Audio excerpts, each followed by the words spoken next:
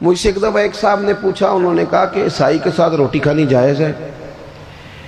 میں نے کہا یہ مسئلہ غریب عیسائیوں کے بارے میں پوچھتے ہو، اس کے ساتھ بھی ناجائز ہے، لیکن عیسائی اگر امریکہ کا صدر ہو تو اس کے ساتھ بھی ناجائز ہے۔ اگر آپ نے اس لیے کہ وہ مشرک ہے، ناپاک ہے، نجس ہے، اس سے آپ نے پرہیز کرنی ہے، تو پھر اس وقت بھی مسئلے پوچھا کرو جب وزیر اعظم ہاؤس میں دعوت ہوتی ہے اور کئی مشیر مولوی بھی بیٹھے ہوتے ہیں بیچ میں، کئی منسٹر مولوی، اس وقت کبھی نہیں کسی نے مسئلہ پوچھا؟ کیا دین کا فتویٰ اس لیے ہے کہ غریب ہو تو فتویٰ اور ہے، امیر ہو تو مسئلہ اور ہے؟ تو اسوہ نور نبی پاک صلی اللہ علیہ وسلم کا یہ ہے، حضور کا اسوہ حسنہ یہ ہے کہ معاملات میں صفائی ہو، صداقت ہو، دیانت۔ آپ دیکھیں حضور کی سیرت کا حسن یہ ہے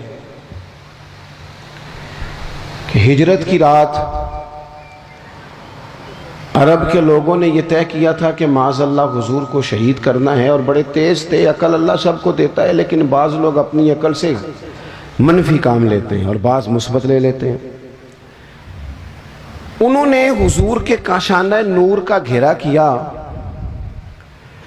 تو عقل اس طرح لڑائی، کہنے لگے کہ ہر قبیلے کا ایک بندہ لیں، اس کو تلوار دیں، ہر قبیلے کا، سارے قبیلے مل کے جب حملہ کریں گے تو معاذ اللہ اگر حضور کو شہید کرنے میں کامیاب ہو جاتے ہیں تو پھر کسی ایک قبیلے پر الزام نہیں آئے گا۔ میری بات کی سمجھ آ رہی ہے آپ کو؟ اور اگر بنو ہاشم بدلہ بھی لینا چاہیں گے تو پھر وہ ایک قبیلے سے ٹکر لیں گے، دو سے لیں گے، سب سے کیسے لیں گے؟ اس طریقے کے ساتھ انہوں نے حضور کے کاشانہ نور کا گھر کا محاصرہ کیا۔ اب یہ جو محاصرہ کرنے والے تھے نا، یہ تو شہید کرنے آئے تھے۔ اللہ کرے آپ زیادہ توجہ کریں میری بات پر۔ ایک دعا میں نے کرنی ہے، آپ نے آمین کہنا ہے۔ اللہ کرے یہ موبائل کی کال ذرا مہنگی ہو جائے، ہر شے مہنگی ہے، یہ سستی کر دی ہے۔ مجھے بہت سارے دوست کہتے ہیں آپ سے رابطہ کرنا ہوتا ہے تو نمبر کیوں نہیں ملتا؟ میں نے کہا اس لیے نہیں ملتا کہ اب تو لوگوں نے موبائل پکڑی ہاتھ میں لیا ہے، تو ایک منٹ کے اندر جب آپ کو 20 فون سننے پڑیں گے تو اور تو کوئی کام ہی نہیں کر سکیں گے آپ، کیونکہ اب تو موبائل جیب میں جاتا ہی نہیں، جب پکڑی ہاتھ میں لیا ہے تو پھر وہ نمبر بھی فٹافٹ ہی مل جاتا ہے، گنجائش ہی کوئی نہیں۔ اس لیے تھوڑا سا یہ اس کو دماغ پہ نہ سوار کریں، تھوڑا سا پیچھے کریں، کوئی چیزیں روحانی زندگی میں دخل اندازی دینے لگ جاتی ہیں۔ اگر یہ ذہن پہ سوار ہو گیا، یہ مزے سے نماز نہیں پڑھنے دے گا، یہ مزے سے تلاوت نہیں کرنے دے گا، یہ سوار رہے گا۔ فوراً میں نے دیکھا ہے سلام پھیر کے بندے جیب سے نکال لیتے ہیں، تو اس میں مشکل ہو جائے گی۔ بہرحال بات ختم کرنی ہے، 1-2 منٹ میں سمیٹنے لگا ہوں، آپ توجہ فرمائیں۔ سب لوگوں نے محاصرہ کیا ہوا ہے۔ خاص قابل غور نقطہ ہے کہ سب محاصرے میں حضور کو شہید کرنا چاہتے ہیں۔ اور نبی پاک کیا فرما رہے ہیں؟ حضور فرما رہے ہیں علی یہ امانتیں لے لو، لوگوں کی امانتیں، صبح واپس کر کے نا امانتیں تو مدینے آ جانا۔ یہ جن امانتوں کا نبی پاک بندوبست کر رہے تھے نا، محققین نے لکھا ہے ان میں سے ڈھیر ساری امانتیں ان لوگوں کی بھی تھیں جو باہر تلوار لے کے کھڑے تھے، ان کی بھی امانتیں حضور کے گھر میں۔ مجھے بتاؤ کسی بندے، کوئی لوگ عمرے پہ جانے لگے تو لوگ کہتے ہیں پہلے میرے پیسے دے، کرائے کا مکان والا بندہ جانے لگے تو لوگ کہتے ہیں پائیا پہلا پیسے دے، تیرے سے پیسے لینے ہیں، تو کیسے جائے گا محلہ چھوڑ کے؟ تو جس شخص کو معاذ اللہ آپ قتل کرنے پہنچ گئے ہیں، جس شخصیت کو شہید کرنے کا ارادہ کر لیا، پیسے گھر میں پڑے، معنی کیا ہے؟ کہ ان کو بھی پتا تھا کہ یہ شہید کر بھی دیے گئے، اگر کسی وجہ سے ہم کامیاب بھی ہو گئے تو ہمارا پیسہ ضائع نہیں ہوگا۔ اور حضور کو بھی دیکھیں آپ، یہ حضور نے ہمیں سوچے دیے ہیں، اسوہ حسنہ۔ میں نے کہا صرف ظاہری حلیے کا نام نہیں، سوچیں دیے ہیں حضور نے ہمیں کہ نبی پاک صلی اللہ علیہ وسلم۔ دیکھیں نا کتنا آسان ہے یہ ہمارے لفظ کہنا کہ مشکل آ گئی تھی، لوگوں نے رہنے نہیں دیا، چلے گئے، لیکن کریم نے اس ایمرجنسی کے عالم میں بھی جب پورا مکہ تلواریں لے کے سڑکوں پہ آ گیا ہے، وہاں بھی اگر حضور نے فکر کی ہے تو لوگوں کی امانتوں کی فکر کی ہے۔ اور قربان جائیں، مولا علی سے بھی جب کسی نے پوچھا کبھی مزے سے بھی سوئے؟ کہنے ہجرت کی رات ہی مزے سے سویا تھا۔ تو کہا جناب وہ تو خطرہ تھا، اگر وہ پردہ نہ اٹھاتے اور آپ پر اسی طرح حملہ کر دیتے تو حضرت علی کہنے لگے ایسے ہی کر دیتے. ساڈے نبی دی زبان ساڈے واسطے قرآن. حضور نے فرمایا تھا علی سو جا, سویرے امانتیں دے کے مدینے آ جانا. جب حضور نے کہا تھا سو بھی جا تو مجھے سمجھ آ گئی سوؤں گا بھی. جب کریم نے کہا سویرے اٹھنا ہے تو سمجھ آ گئی سویرے اٹھنا بھی ہے.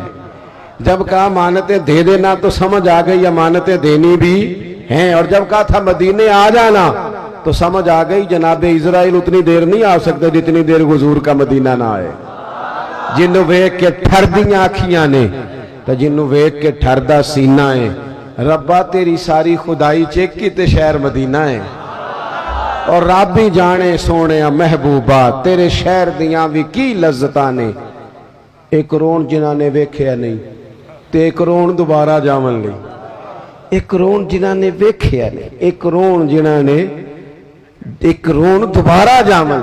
تو عزیز حضور نے وہاں بھی امانتوں کا خیال کیا. مزاج نہیں, آپ یقین کریں جھوٹ اور بددیانتی تو کھا گئی لوگوں کو. بیوی کہہ رہی ہوتی ہے کہ چل تھوڑے پیسے دے دیا کر, سچ تو بولا کرنا.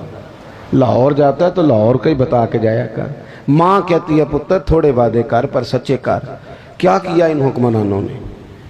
اب تو میں تو کئی دفعہ کہتا ہوں ان سے تو کوئی امید ہی نہیں. اب پچھلی حکومت کہہ رہی تھی, اس سے پچھلی نے مہنگائی کی ہے, تو یہ کیا کہہ رہی ہے؟ تو کی کس نے ہے؟ اور حال یہ ہے کہ کچھ لوگ اس حکومت میں بھی تھے, اس میں بھی ہیں. ایک دفعہ ایک دانشور کہتے ہیں میں نے ایک آدمی سے پوچھا تو ہر سیاسی پارٹی میں مل جاتا ہے, تیری پارٹی ہے کون سی؟ کہنے لگا تینوں اجے بھی نہیں سمجھ آئی. میری وہ پارٹی ہے جس کی حکومت ہوتی ہے, اور جس کی بھی ہو وہ ہماری ہوئی ہے. آپ لوگوں کو سمجھنا ہے, مجھے سمجھنا ہے. نمبر پلیٹیں بدلنے سے انقلاب نہیں آتا, انجن بدلنے سے آتا ہے.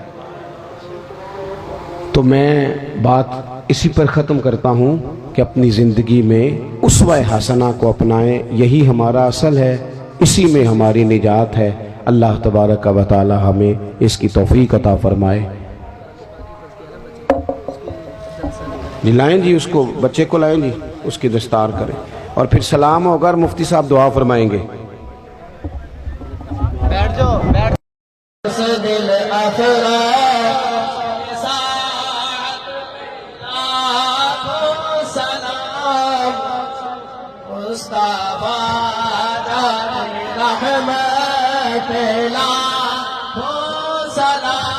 شمع عزم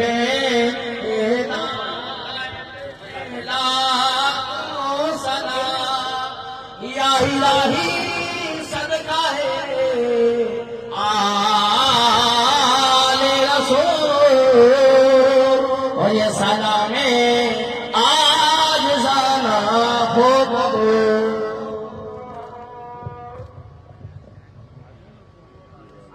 سنیں جی, ادھر دیکھیں میری طرف موبائل بند کر. دیکھو میں نے کافی بیمار ہوں, مجھے تکلیف ہے. وعدہ کر دیا تھا تو میں فجر کے بعد